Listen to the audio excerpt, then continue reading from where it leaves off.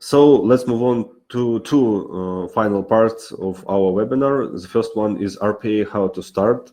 Just like I said at the very beginning, we assume that you're either at the very beginning of your RPA journey, or you're just making your first steps and you still require some information on where to start or what to do or something in those lines. So we're not the fans of automating, by I mean not just automating using the RPA or robotizing everything that you can see.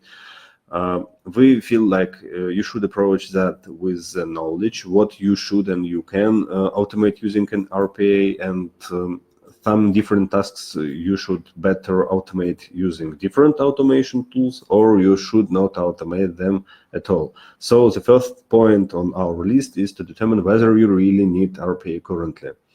And in order to for example, you have calculated that automating using an RPA, this particular process, it will be beneficial, it will reduce your costs and some in those lines. How to determine if you should or you can automate this process using an RPA? There is a short reference list. Not suitable processes. So I will go over it from the bottom to the first point, because it's like more easier to discuss it this way. The processes with strong captcha are bad. Basically speaking, robots themselves can't overrun captcha. You have to implement some kind of third-party application to do that, or you have to signal real people that there is a captcha on screen, please help me solve it, and so on.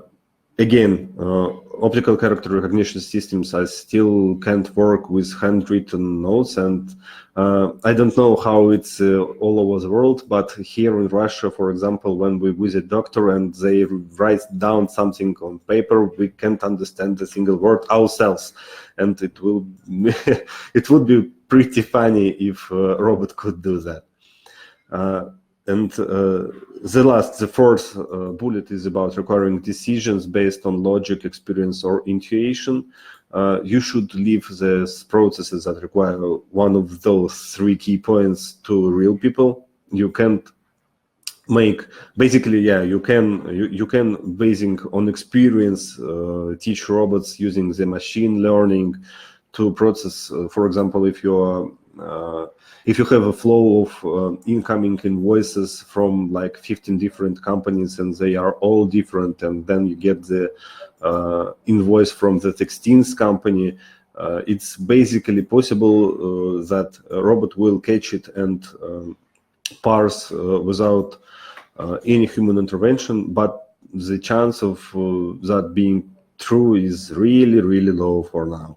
So basically you have to spend like some time at least to make the anchors on the invoice so the robot can pick up this information. And the first bullet, which is the last for us for now to discuss, is the processes with a big number of variations or they are not standardized enough. By this, basically this means that you either have too many different variations of how this process may go at the end or at any point of the process. And this means that the developer who will be programming the robot will have to program really large chunk of code, and this assumes it will take really much time and will cost you like a fortune. And this not just RPA is about quick integration and not too costly, and this is like just on the other side of the thing. And about standardizing the things is just like, again, here I'm sorry, I'm talking about Russia, but I hope that this is obvious. We're a Russian company and we work with Russian company and we work with Russian government, and we have some projects in other countries, but that's not like really important right now. The largest companies here in Russia are still the companies who were already present on the market, either in Soviet Union or like in the first decade after it's when it was gone. And it's just about time, like it has passed about 20 or 30 years, and those companies understood that they have to catch up somehow with their companies abroad, and we don't have anything about business process management just in Russia. So companies are just coming up with BPM, and BPM really helps to standardize the processes. And then when you write down the BPM schemes, you can basically decide what you have to do with the process. Maybe you will find some already not required steps in the process. For example, someone who do not want or doesn't need to sign something, still signs some documents in order to make the outgoing invoice or something in those lines. And there is a bunch of different things that can be fixed like that. Also, you can decide to leave some part of the process on human because it's too important, or it will be too difficult or too costly, or it will take too long to automate it. It doesn't matter whether you are going with classical automation or if you are going with robotic process automation. And you will just pick the some part of the process at the very beginning and then some part of the very end or something like that.